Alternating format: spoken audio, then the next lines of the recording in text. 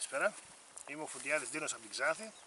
Θα σας δείξω σήμερα τη χρήση του εκκρεμούς της TerraGold σε σχέση με τη συσκευή Multi-P1 σε χρήση. Έχουμε φέρει και τους αντάπτορες.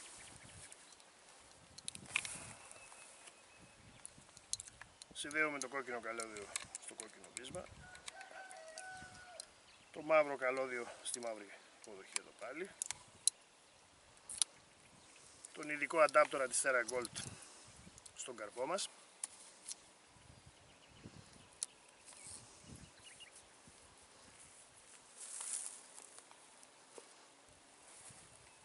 ανοίγουμε. Με το Multi-P1 κάνουμε χρήση ανίχνευσης για οποιοδήποτε μέταλλο ή κενό ή οτιδήποτε θέλουμε.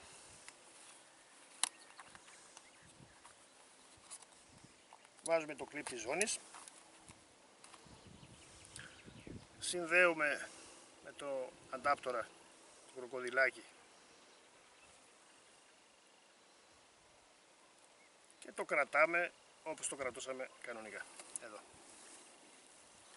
Θα ξεκινήσουμε κάνοντας κάποιες ερωτήσεις, κάποιες δηλώσεις στο εκρεμές για να μας δείξει το ναι, το όχι και δεξιά, αριστερά, πάνω, κάτω.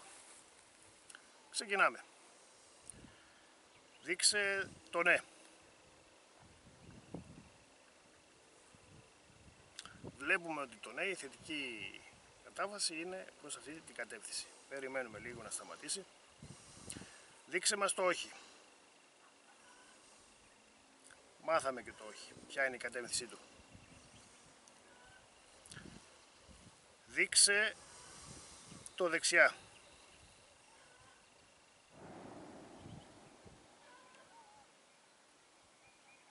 Βλέπουμε ότι κάνει έναν κύκλο δεξιόστροφο. Δείξε το αριστερά.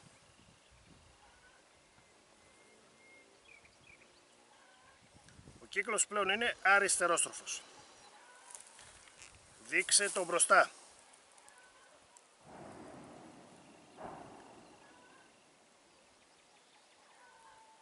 Είναι έλλειψη μπροστινή, αριστερόστροφη.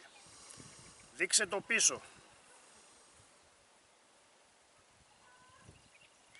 Είναι έλλειψη δεξιόστροφη. Τώρα θα ψάχνουμε για κενό, για ένα πηγάδι που υπάρχει εδώ σε αυτή την περιοχή. Λέμε στο κρεμές. Πρέπει να κάνουμε συγκεκριμένες ερωτήσεις. Στα 50 μέτρα από μένα υπάρχει κάποιο πηγάδι? Η απάντηση είναι ναι. Περιμένουμε να σταματήσει. Δείξε μου προς ποια κατεύθυνση, δεξιά ή αριστερά από μένα, μπροστά ή πίσω, βρίσκεται αυτό το πηγάδι. Βλέπουμε ότι η κίνηση του εκκρεμούς είναι δεξιόστροφη, οπότε σημαίνει ότι είναι δεξιά μας. Όπως και ξέρουμε ότι είναι εκεί το σημείο, εκεί με τις πέτρες.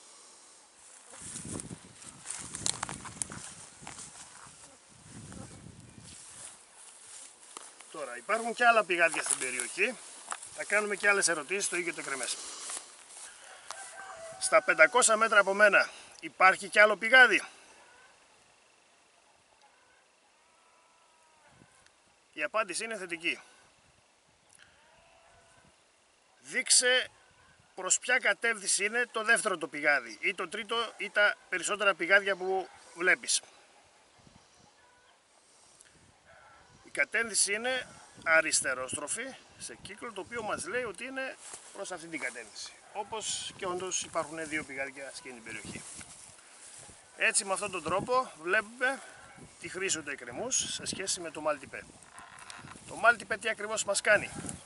Ενισχύει την αγωγημότητα του χειριστή, ενισχύει τις δικές μας, τη βιοενέργειά μας, την άβρα μας, για να μπορεί να δουλέψει πολύ καλύτερα το εκκρεμές. Είναι κάτι σαν αντιπαρασιτικό φίλτρο. Δεν πιάνει λανθασμένα στοιχεία, λανθασμένους στόχους μέσα στο πεδίο και κάποια επιπλέον πράγματα τα οποία μπορείτε να διαβάσετε μέσα στο site. Και μην ξεχάσετε να γραφτείτε συνδρομητές στο κανάλι μας. Ευχαριστώ.